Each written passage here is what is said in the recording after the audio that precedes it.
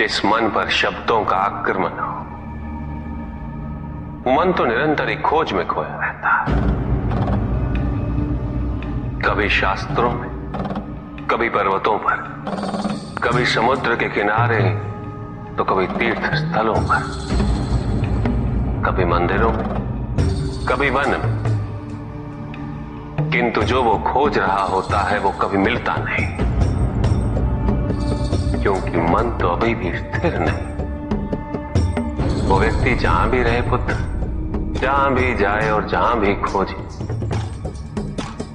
तुमने भी सदैव शब्दों पर ध्यान दिया है कार्तिक, भले ही वो मेरे शब्द हो या किसी और की। तुम्हारी प्रतिक्रिया तो उन शब्दों पर ही आती, और जो मन केवल शब्दों को सुनता है, वो उसके निहित अर्थ से स्वयं वंचित रह जाता। शब्दों की सत्यता को समझने के लिए, उनकी अनुभूति के लिए मन में शांति के साथ साथ रिक्तता भी अनिवार्य है, शून्यता भी अनिवार्य है। मन में इतना स्थान होना चाहिए पुत्र कि वो शब्दों के परे पहुंचने की यात्रा कर सके। किंतु मन कभी शून्य नहीं रहता, रिक्त नहीं रहता। वो सोचता है कि शब्दों का आधिक्य ही ज्ञान अर्जन है, शब्दों से ही ज्ञान है, इसलिए शब्दों का संचय करता रहता है। मन ये नहीं जानता कि परम ज्ञान तो शब्द अतीत है, एक अनुभूति जिसे शब्दों से बांधना असंभव है। शब्दों का अपना मूल्य क्या है कार्तिक? कुछ भी नहीं। जब भी कोई ईश्वर का नाम लेता है तो क्या ईश्वर मात्र एक शब्द में ही सीमित हो जाते? नहीं, यहां शब्द सत्य नहीं, सत्य है वो अनुभूति जो इन शब्दों में विद्यमान है। यदि शब्द ही सत्य होते तो मात्र भोजन कह देने से व्यक्ति की क्षुधा शांत हो जाती। इसीलिए माता शब्दों की नहीं पुत्र, उस अनुभूति की है जो उन शब्दों से संबद्ध है। यदि शब्द नहीं भी होते तो वे ईश्वर अवश्य होते। यदि शब्द नहीं भी होते तो सुख और दुख की अनुभूति अवश्य होती, जल की शीतलता की अनुभूति होती, सूर्य की ऊष्मा और चंद्र की शीतलता की अनुभूति होती, प्रेम की अनुभूति होती। किंतु यदि अनुभूतियां ना हो तो शब्द निरर्थक है। शब्दों से तृप्त हो जाना ज्ञान का अंत है, अज्ञानता का प्रारंभ है। ज्ञानी वही है जिसके पास अनुभूतियां, अनुभव हो, और उसके लिए मन को शांत व रिक्त तो करना ही पड़ेगा पुत्र।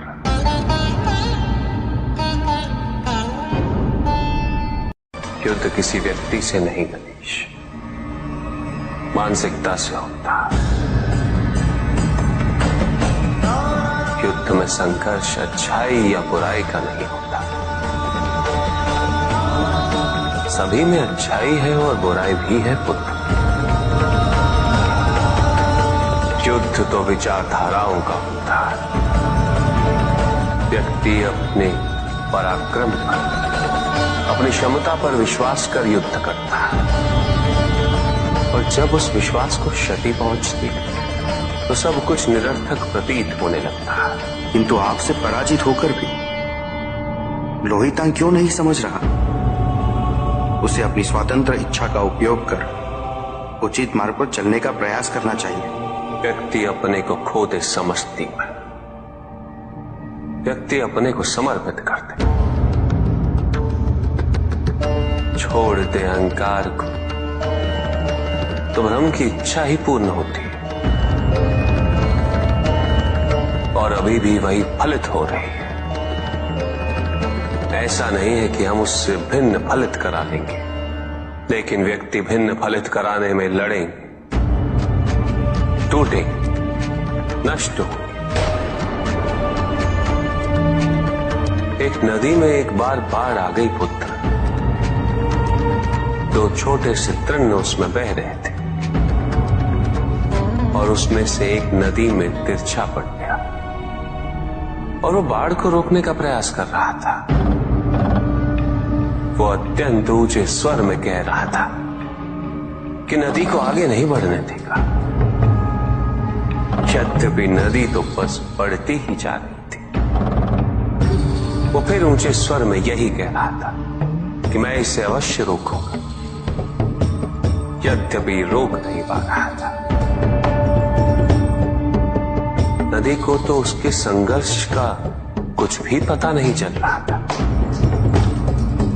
किंतु नदी को उसके होने या ना होने से क्या अंतर। उस कण के लिए तो यह अत्यंत महत्वपूर्ण था। उसका जीवन तो संकट में था। वो तो बस बहे जा रहा था। वो जहां भी पहुंचता, किंतु उससे पहुंचना तो संघर्ष करके ही था।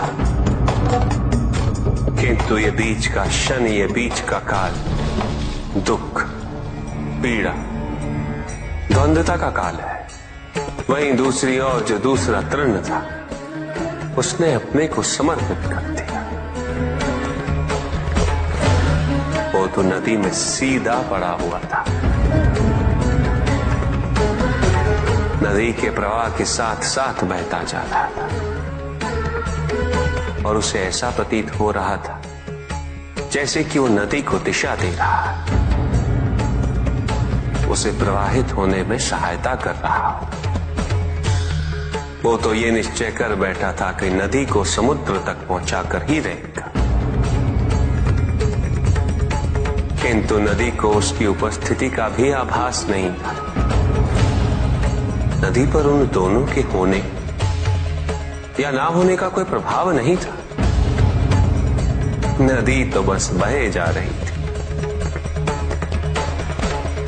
ब्रह्म की इच्छा को जाना नहीं जा सकता,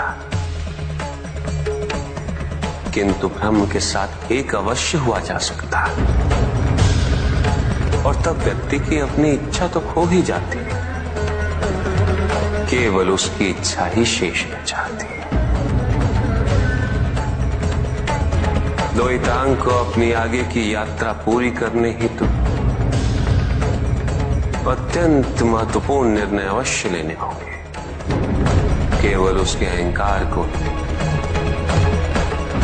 अपितु उसके आत्मसम्मान को भी क्षति पहुंची। जहां से इस युद्ध का अंत हुआ है, वहीं से लोहितांग के अंतर युद्ध का आरंभ हुआ है। और जो भीतर पराजित होता, उसे हर दिशा में केवल पराजय ही दिखती है।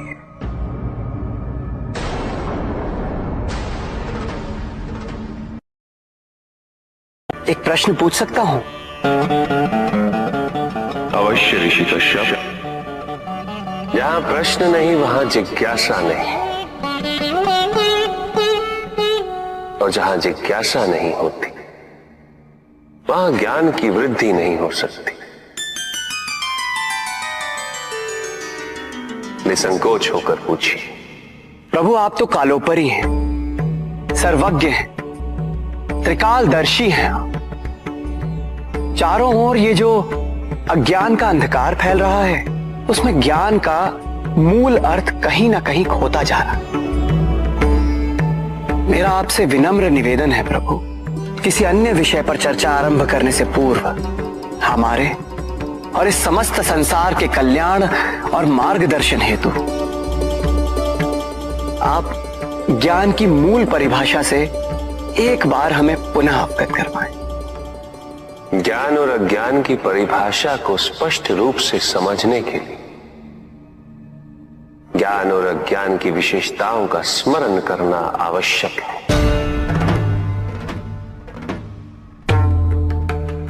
जिसके कारण स्वार्थ, विनाश, क्रूरता, अशांति और भय में वृद्धि हो। वह ज्ञान है। किंतु जो व्यक्ति को उदार, निर्भीक, सहनशील और विनम्र बनाए, वही ज्ञान है। अज्ञान की शक्तियां दुरुपयोग करने हेतु प्रेरित करती हैं, किंतु जो अपनी शक्तियों और अपने सामर्थ्य के प्रति अपने उत्तरदायित्व को समझाए, जो न केवल अपने अपितु अपने से पहले संसार के उद्धार हेतु प्रोत्साहित करे, वो ज्ञान है। ज्ञान का मूल उद्देश्य ही परोपकार है, सृजन है। दूसरों की भावनाओं को समझना, उनका आदर करना, यही ज्ञान है। क्योंकि ज्ञान हमें न केवल अपने अपितु दूसरों के दुख और सुख के प्रति भी संवेदनशील बनाता है। किंतु जो दूसरों की भावनाओं का अनादर करे, उसे ज्ञान की श्रेणी में कैसे रखा जा सकता है? अज्ञान के कारण व्यक्ति सांसारिकता में बंधता जाता है, मोह माया में उलझता जाता है। अज्ञान परम सत्य से दूर ले जाने का माध्यम है, किंतु ज्ञान व्यक्ति को परम सत्य की ओर ले जाता है। ज्ञान मुक्तिदायक है, मोक्ष का मार्ग है, और इस मुक्तिदायक ज्ञान का सर्वोच्च रूप है आत्मज्ञान, और यही ज्ञान की पूर्णता भी है। अब सभी के उद्धार के लिए मैं आपसे निवेदन करता हूं, भक्ति का उचित मार्ग बताए हमें, ताकि मेरी भांति दूसरा कोई भूल ना करे। भक्ति मुक्ति का आधार है पुष्पधन, और मुक्ति तो केवल समर्पण से ही संभव होगी, और समर्पण के प्राय भक्ति कब मोह में परिवर्तित हो जाती है,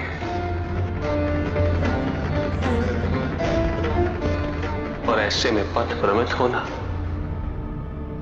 अनिवार्य है।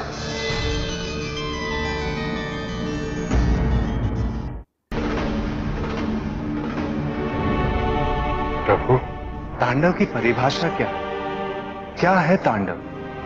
उसे आरंभ करने से पूर्व मन में कैसे भाव होने चाहिए? तांडव नृत्य जगत की 5 क्रियाओं का संकलन है।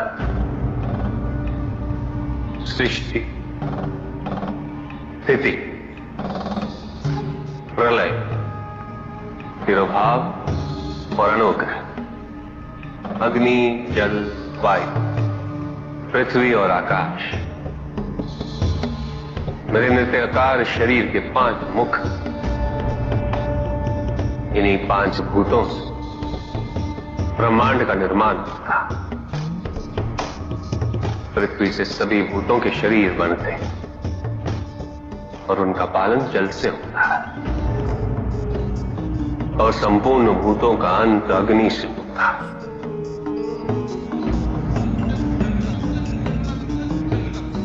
वायु तथा आकाश में तिरोभाव और अनुग्रह की शक्ति। इस प्रकार मेरे ये 5 महाभूत मुख मेरे नृत्य की 5 महाक्रियाओं का प्रतीक है। धन आवश्यक है ऋषियत्र, क्योंकि धन मूल आवश्यकताओं को पूरा करने में सहायक होता है। किंतु जब कोई व्यक्ति इच्छाओं को आवश्यकता समझने लगे,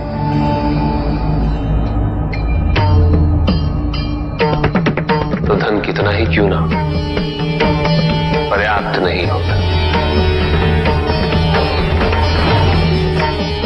क्योंकि इच्छाएं अंतहीन है। इसलिए मनुष्य कभी ना समाप्त होने वाली इच्छाओं की पूर्ति हेतु धन संचय को ही अपने जीवन का लक्ष्य समझ लेता है,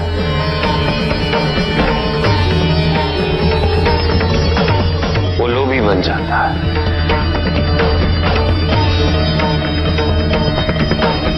वो भूल जाता है कि उसके जीवन का मुख्य लक्ष्य ईश्वर के समीप आना है।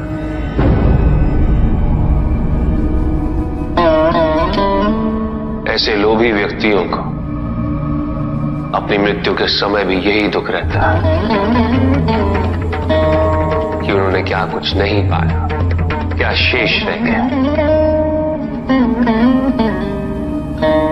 ऐसे समय में वो एक क्षण के लिए भी ईश्वर का स्मरण नहीं करते, अपने जीवन की निरर्थकता और व्यर्थता का बोध नहीं होता। मिलना चाहिए। धन चाहे कितना भी हो ऋषियत्र, मूल आवश्यकताएं तो केवल उतनी ही। तन ढकने के लिए वस्त्र, पेट भरने के लिए आहार और शरण के लिए भवन। इन आवश्यकताओं के पूर्ण होने के पश्चात जो भी है वो इच्छा है। धनी व्यक्ति के पास जो भी अतिरिक्त धन होता है वो उसे दान करना चाहिए, उनके उद्धार के लिए जो अपनी मूल आवश्यकताओं को पूरा नहीं कर सकते।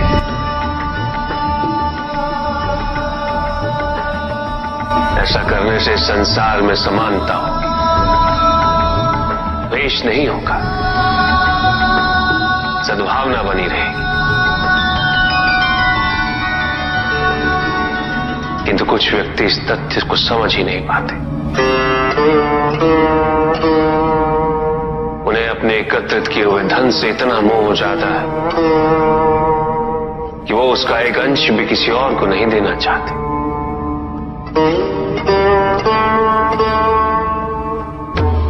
ऐसे व्यक्तियों की सूची में सर्वप्रथम स्थान कुबेर का है।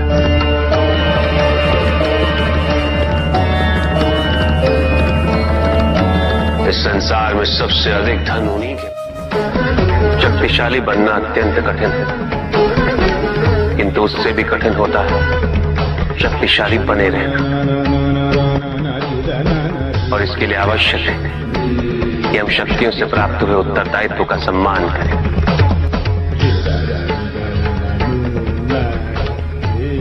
अन्यथा हम स्वयं पर निरंतर खो देते हैं और यह हमारे पतन का कारण बनता है। युद्ध में की गई भूल और उपलब्धियों से कुछ न कुछ सीखना आवश्यक है कार्तिक। बुराई और अच्छाई के मध्य ये युद्ध निरंतर चलता रहेगा। आज एक अध्याय समाप्त हुआ है, कल दूसरा अध्याय आरंभ होगा। जब तक इस समस्त संसार में बुराई है तो अच्छाई भी होगी, किंतु अच्छाई और बुराई के युद्ध में जीत सदैव अच्छाई की ही होगी। प्रभु, क्या संसार में केवल सुख का होना संभव नहीं है? प्रत्येक आत्मा का लक्ष्य केवल सुख की प्राप्ति ही तो है।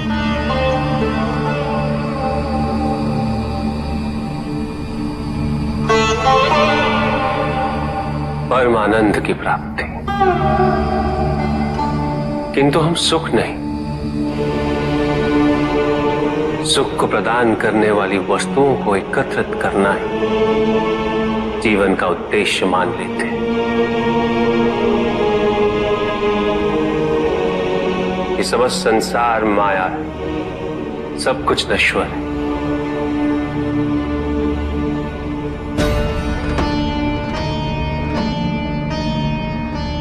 जिन वस्तुओं को हम सुख का स्रोत समझकर एकत्रित कर रहे हैं वो सदैव नहीं रहेंगे। जो व्यक्ति सत्य को जानते हुए भी लोभ का परित्याग नहीं करते वो सदैव इन्हें खोने के भय में जीते।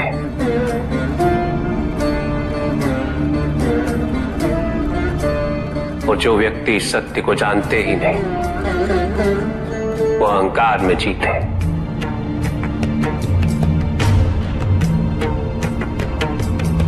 और जहां अहंकार और भय उपस्थित हो, वहां सुख कैसे रह सकता?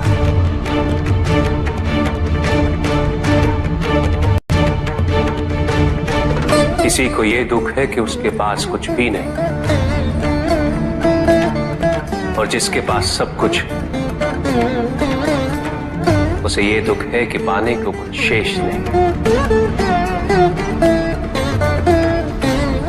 सुख को हम स्वयं अपने दृष्टिकोण से परिभाषित कर देते हैं, जबकि वास्तविकता इससे भिन्न है।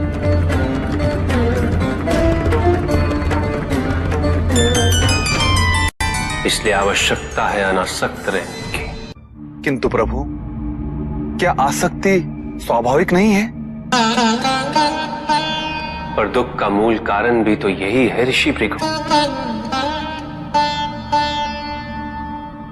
आसक्ति हमारे मन की शांति को छीन लेती,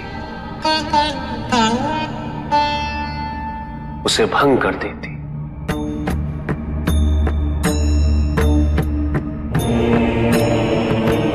हमारी बुद्धि को स्थिर नहीं रहने देती, उसे चंचल बना देती।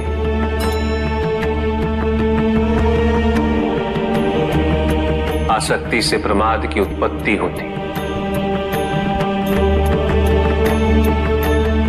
प्रमाद मद होता है, और मद अहंकार का स्रोत है। और अहंकार पूर्णतः अशुभता में परिवर्तित हो जाता है, अर्थात आसक्ति अशुभता की जननी। इसलिए अनावश्यक है। तो प्रभु, आसक्ति को अनासक्ति में कैसे परिवर्तित किया जा सकता है? और हम आसक्ति से कैसे उबर सकते हैं प्रभु? आसक्ति से मुक्त होना ही अनासक्ति है। आसक्तिहीन होने के लिए अपने और पराये का भेद मिटाना अनिवार्य है।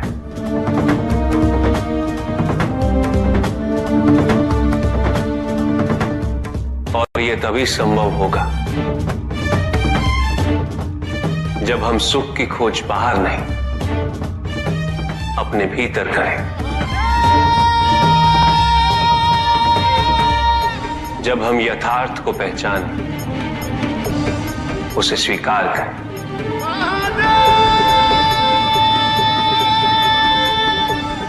हम अपने सुख को सांसारिक तत्वों से परिभाषित नहीं करें। जब तक हम ऐसा करते रहेंगे, हम बंधते जाएंगे।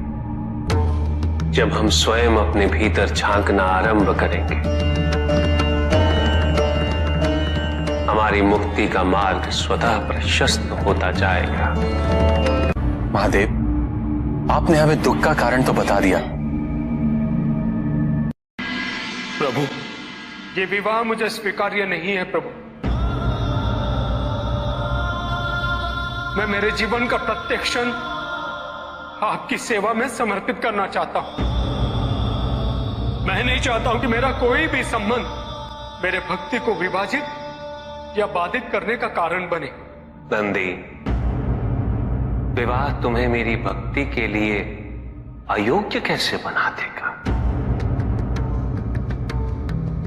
उसमें बाधा कैसे उत्पन्न कर देगा? माता, आपके और प्रभु के बीच में इतनी चुनौतीपूर्ण स्थितियां उत्पन्न हुई, फिर भी आप दोनों स्थिर रहे। किंतु मेरे लिए यह संभव नहीं है माता, क्योंकि मैं अपने दायित्व के मार्ग में कोई भी विकर्षण सहन ही नहीं कर सकता। नंदी, मेरे एक प्रश्न का उत्तर दोगे? पहले तो तुम केवल मेरे प्रति ही समर्पित थे, किंतु अब तुम मेरे साथ साथ पार्वती की भी आराधना करते हो।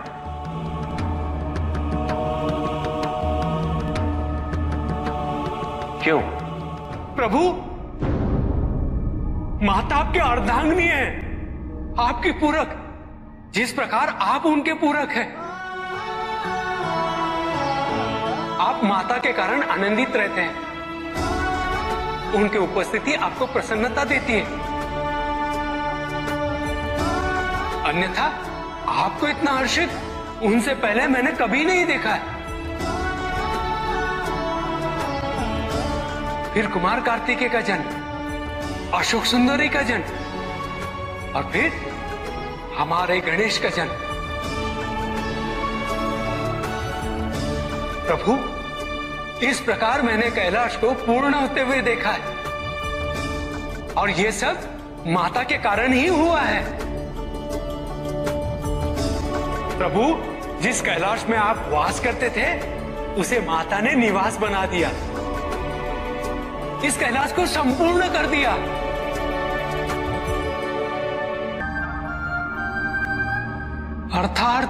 अर्थात व्यक्ति की पूर्णता हेतु विवाह आवश्यक है नंदी। जैसे स्वामी और हम एक दूसरे के पूरक हैं, उसी प्रकार तुम्हारी अर्धांगिनी और तुम एक दूसरे के पूरक बनोगे। विवाहित जीवन की अनुभूति, परिवार का सुख, उसके सुख और उसकी सुरक्षा के लिए संघर्ष, ये सभी अनुभूतियां व्यक्ति के विकास के लिए अनिवार्य है नंदी। किंतु प्रभु, मेरी स्वतंत्रता।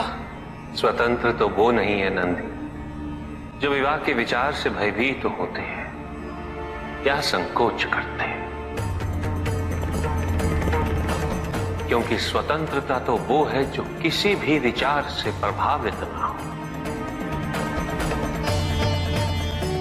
किसी भी सुख, किसी भी दुख से प्रभावित ना हो।